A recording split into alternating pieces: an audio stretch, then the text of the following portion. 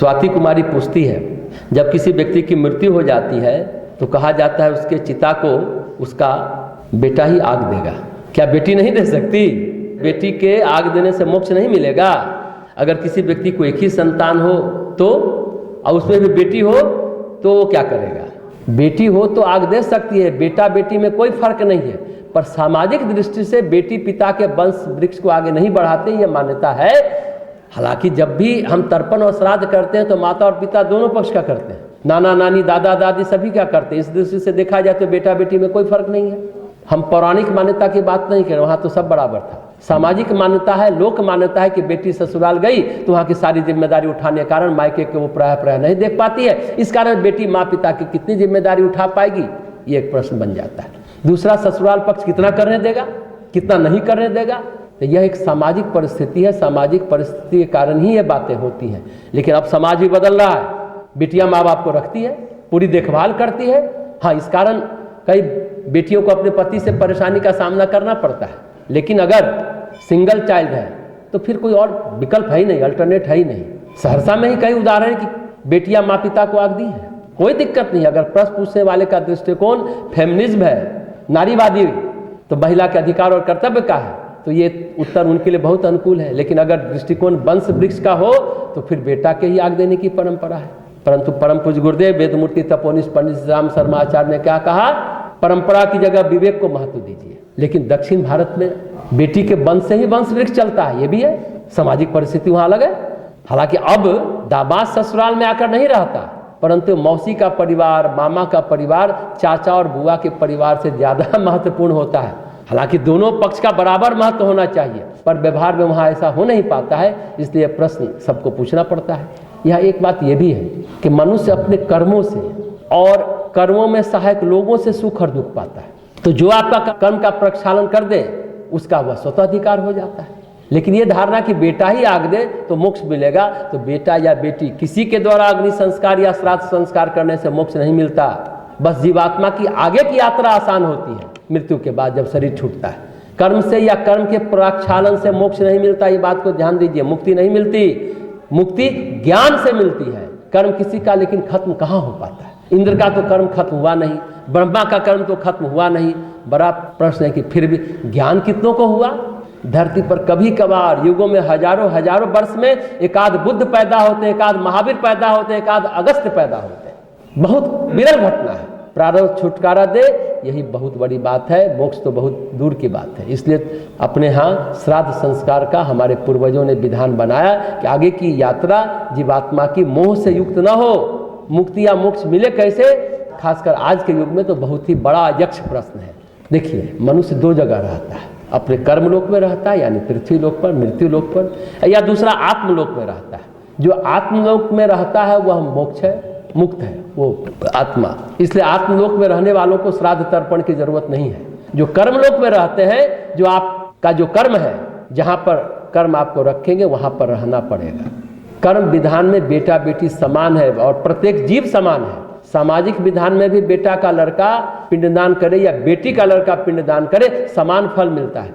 आखिर नाना नानी के प्रति किया गया कर्म उनको मिलता ही मिलता है, बेटी का बेटा भी कर रहा है। यहाँ तक की बात है। श्राद्ध मतलब क्या होता है? श्रद्धा पूर्वक किया गया कर्म, चाहे वो बेटा हो या बेटी हो, सभी का समान प्रभाव पड़ता है। जैसे एक उदाहरण दीजिए, गीता प्रेस गोरखपुर में है, हनुमान प्रसाद पोद्दार बम्बई गए, समुद्र किनारे बैठे थे। एक जीवात्मा उनके सामने प्रकट होती थी, फिर लुप्त हो जाती थी। पीछे से बोली, हम बहुत दिनों से परेशान हैं, आपको ढूंढ रहे हैं, लेकिन हम आपके सामने आ नहीं सकते, पर आप ही मेरा उद्धार कर सकते हैं। आप मेरा पिंडदान तर्पण कर दे, इस कर्म से हम मुक्त हो जाएंगे। इस कर्म से, इस जीवन के कर्म से, इस योनि के कर्म से, जो जीवात्मा प्रेत योनि में होगी। क्या किया? अब हनुमान प्रसाद पोद्दार ने कहा कि यहाँ पर सामग्री कहाँ से आएगी? फिर उन्होंने सोचा, क्या किया? बालू का पिंड समुद्र किनारे थे बनाया, बालू के पिंड से पिंडदान किया और समुद्र के जल से तर्पण किया। तत्काल जीवात्मा प्रसन्न हो गई और बहुत ज़्यादा शुक्रगुजार हुई और चली गई, मुक्त हो गई। उस प्रेत योनि के जो पीड़ादायक कर्म होगा उस योनि से मुक्त हो गई। तो इस संसार में दो ही कर्म शुभ होते, एक पुण्य और एक तप। अगर कोई अपना पुण्य दे दे, तप दे दे, तो तत्काल फर्क पड़ता है।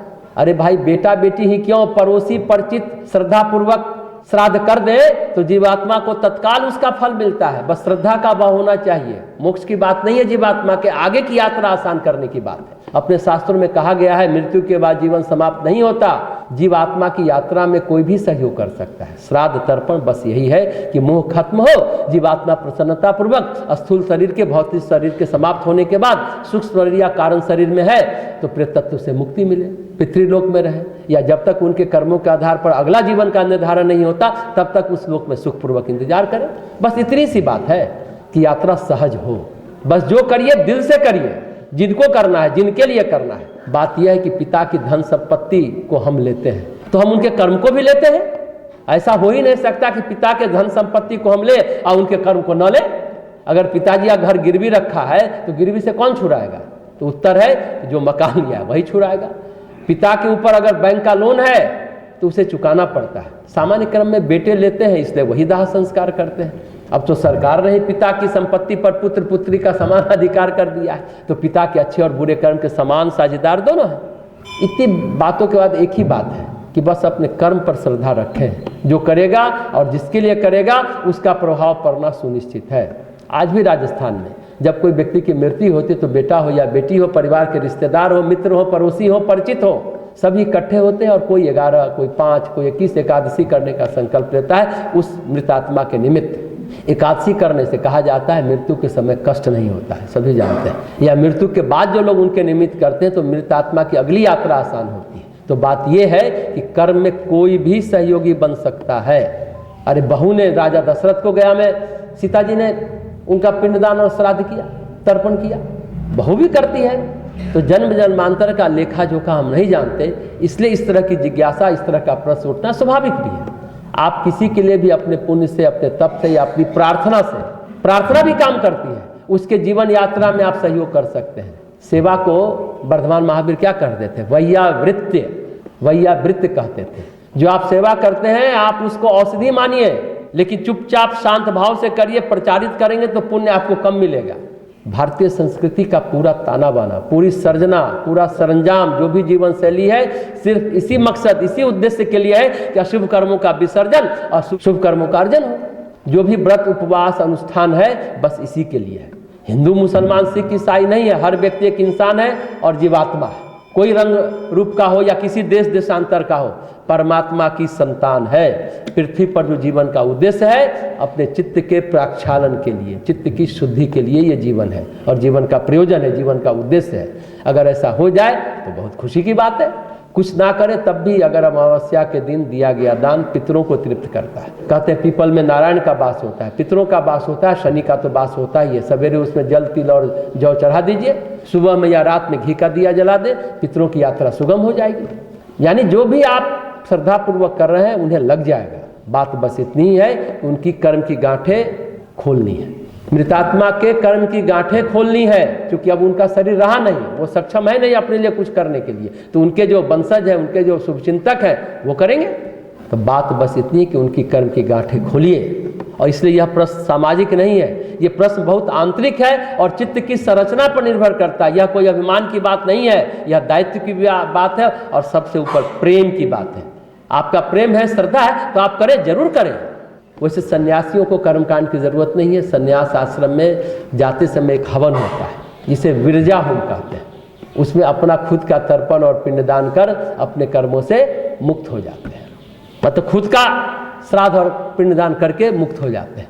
हम सिर्फ आपको एक ही बात कहेंगे, इतनी लंबी चौड़ी बातें हो गई, एक लाइन में बात खत्म करते हैं कि मन को भगवान की ओर मोड़ लीजिए। सारे प्रेत योनि, प्रेत लोक, भूत लोक, पिशाच लोक, पितृ योनि या पितृलोक से मुक्त होकर आत्मलोक में अवस्थित हो जाएंगे। सिर्फ भगवान की ओर मन को मोड़ लीजिए। एक शब्द, एक वाक्य, भगवान की ओर मन मुड़ गया रियल में।